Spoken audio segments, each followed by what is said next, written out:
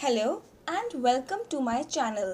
आई am Parul Modi और आज का हमारा टॉपिक रहेगा क्लास 12th की इंग्लिश बुक फ्लैमिंगो से chapter number 4 the rat trap written by Selma लागरलॉफ।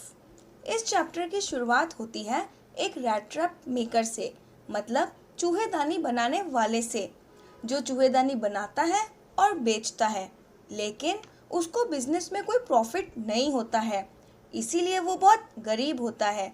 वो चोरी करता है और वो भीख भी मांगता है। वो फटे पुराने कपड़े पहनता है। आगे ऑथर बताते हैं कि वैगबॉन्ड के दिमाग में एक थॉट आता है कि ये पूरी दुनिया, जो जमीन, ट्रीज, समुद्र, सिटीज एंड विलेजेस है, ये सभी एक बहुत बड़ा रैट ट्रैप है और ये इसीलिए एग्जिस्ट करती है ताकि ये अपने पर्पस को पूरा कर सके, जो है बेट को लगाना। मतलब रैट ट्रैप के अंदर जो चीज़ लगी हुई होती है एक रैट को पकड़ने के लिए, अट्रैक्ट करने के लिए, तो ये सभी चीज़ें एक बेट की तरह काम करती है इंसानों के लिए। ये सारी चीज़ें इंसानों को पैसा, food and shelter, heat and clothing as a bait offer करती है। ठीक उसी तरह जिस तरह रैट ट्रैप चीज़ ऑफर करता है एक रैट को पकड़ने के लिए। और जैसे ही इंसान इस बेट की तरफ अट्रैक्ट होता है और इन्हें टच करता है तो ये ट्रैप क्लोज हो जाता है, मतलब इंसान उसमें फंस जाता है। तो ये वैगबॉन्ड इसलिए सोचता है क्योंकि ये वर्ल्ड उसके लिए काइंड नहीं था। वो एक पैडलर था और गरीब था, तो ये वर्ल्ड उसको कभी काइंडनेस शो नहीं करता था। इसीलिए वर्ल्ड की बुराई करना उसका एक फेवरेट टाइम पास बन चुका था। वो वर्ल्ड के लिए बुरा ही बोलता था। आगे ऑथर हमें बताते हैं कि अंधेरा होने लगता है। वो पैदल चल रहा होता है, तभी उसकी नज़र पड़ती है लाइट ग्रे कलर के कॉटेज पर। उस कॉटेज पर वो जाता है और पूछता है कि क्या वो आज रात वहाँ रुक सकता है। कॉटेज में जो आदमी था वो उसे मना नहीं करता। वो पैडलर चौंक जाता है क्योंकि उसे सिर्फ एंग्री फेसेस देखने की आदत थी, पर ये आदमी बूढ़ा था जिसके घर में कोई भी नहीं था, तो वो काफ़ी खुश था किसी को देखकर जिससे वो बात कर सके। वो बूढ़ा आदमी उसको घर में बुलाता है और उसके लिए दलिया बनाता है और वो दलिया उस पैडलर को खिलाता है। वो दोनों स्मोक करते हैं और साथ में कार्ड का गेम भी खेलते हैं। फिर वो अपनी बातें पैडलर को बताता है कि जब वो जवान था वो एक क्रॉफ्टर था राम्स जो आयरन वर्क में। वो वहाँ काम करता था क्रॉफ्टर की पोस्ट पर, और अब वो बूढ़ा हो चुका है।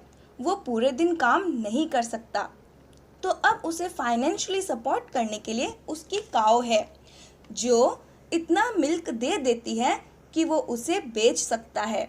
और पिछले ही महीने उसे पेमेंट मिला था 30 क्रोनर का।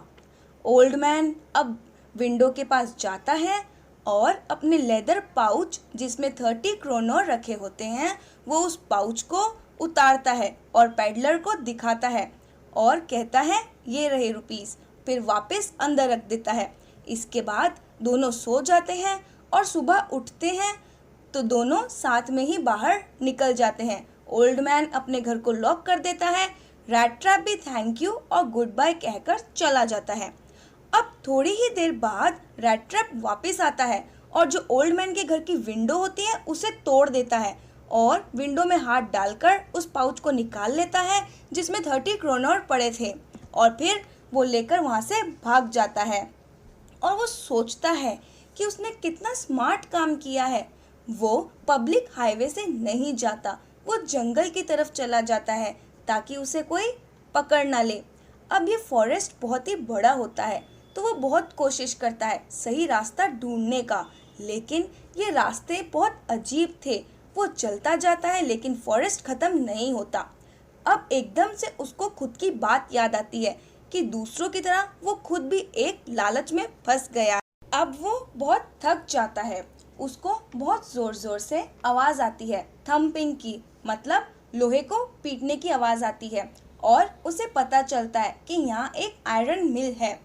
तो वो पैडलर आयरन मिल में जाकर बैठ जाता है क्योंकि बहुत रात हो चुकी होती है और ये दिसंबर का महीना था तो ठंड भी बहुत होती है और आयरन मिल के अंदर फायर होती है तो वो वहाँ जाकर बैठ जाता है। अब बाकी सारे लोग उस पर इतना ध्यान नहीं देते क्योंकि सब सोचते हैं कि ऐसे ही आया होगा, सुबह तक चला जाएगा। अब ये मिल होती है राम्सजो आयरन मिल जिसमें ओल्ड मैन पहले काम करता था। इस मिल का ओनर आता है पेडलर के पास और पूछता है कि तुम कौन हो, लेकिन उतने में ही मिल के फायर का रिफ्लेक्शन पेडलर के फेस पे पड़ता है तो ओनर को लगता है कि ये मेरा पुराना दोस्त है।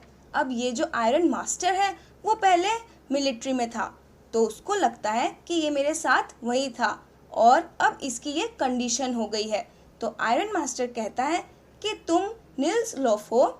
अब रैट ट्रैप सेलर हैरान हो जाता है और उसको समझ आ जाता है कि ये मुझे अपना दोस्त समझ रहा है।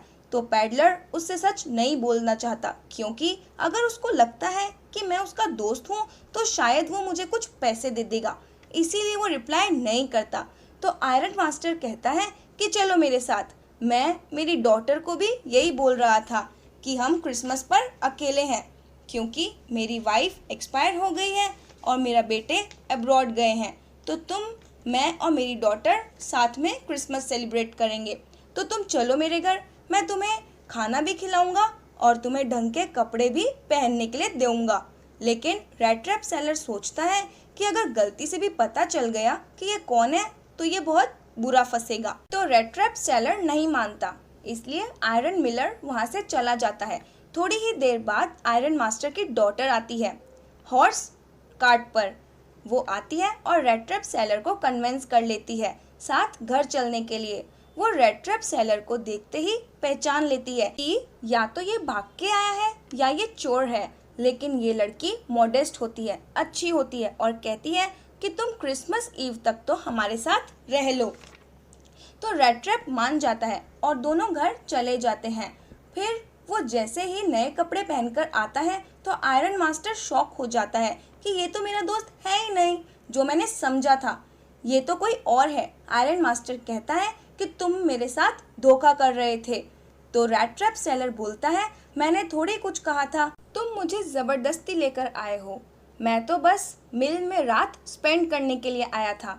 आयरन मिलर कहता है ठीक है, मैं पुलिस को कॉल करता हूँ, वो डिसाइड करेंगे कि क्या करना चाहिए।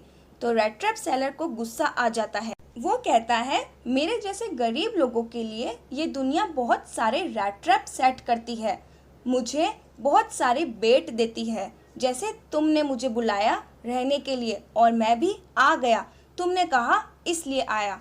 तो आयरन मास्टर कहता है ठीक है, अब तुम मेरे दोस्त नहीं हो तो तुम यहाँ से जा सकते हो।